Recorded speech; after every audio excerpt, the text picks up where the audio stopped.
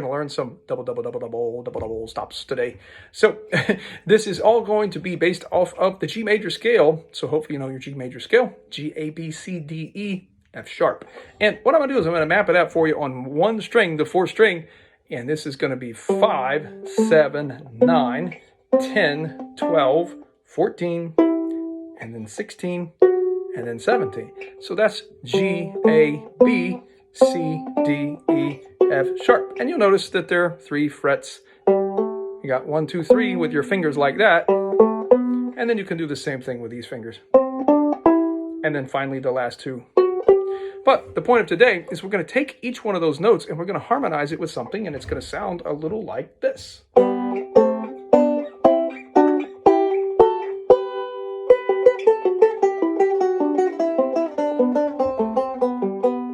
Similar to what I did at the beginning there with that hot lick, if you will. So what I'm going to do is I'm going to call it by the lowest note and then the highest one. So this is 5 and this is 4, G and B. Why it's called thirds is because if you count up from G in the scale, G, A, B, you get a B. And that's what this note is, okay? So this is 5 and 4, and this is 7 and 5, and then 9 and 7, 10 and 9, and then 12, 11. This is D and F sharp, by the way. And then you're on E, 14 and 12, and now 16 and 14. And finally, 17 and 16, and you're actually right back where you started. If you took this and you added 12 to it, you get that.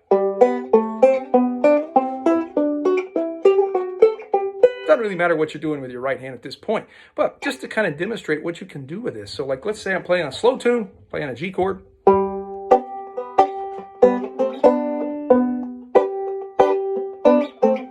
I can move through these because these are in the key of G.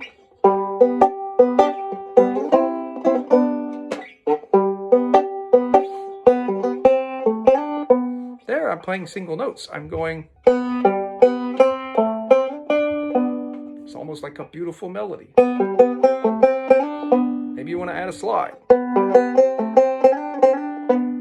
Right, so just kind of making up things, and that's kind of what this is it's a tool for you to learn how to navigate the fingerboard and improvise. So maybe now I'll get a little bit more with a roll or something, maybe just a 4-3-1 roll.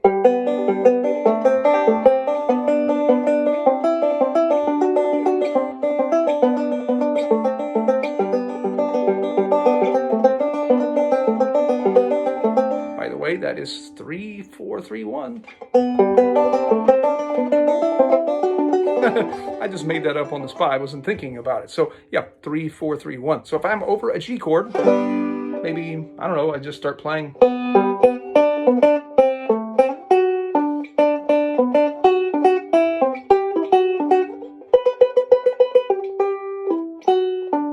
You see, I'm just jumping around. And I wouldn't necessarily take a solo like that, but you know, if I'm playing up here, it gives me a lot of freedom to know where I'm at all times.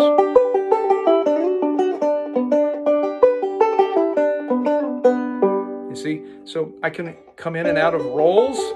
I can mix it up. I can play the single string. And then into a roll. So all sorts of possibilities available.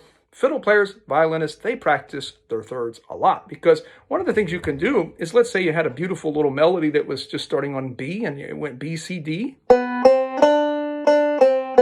Instead of just being boring single notes, I can turn that into now something like that. So this is almost, think of it like 2 human voices. There's one person singing this part and the other person singing this part. So this is thirds. I'll do it for you one more time. Have fun with that. Ask some questions in the comments if you need any help. I'm going to have a little double stop worksheet over there on my website. It's just going to be called double stops, and it's going to have these, and then it's going to have lots of other ones too that you can play on the other strings.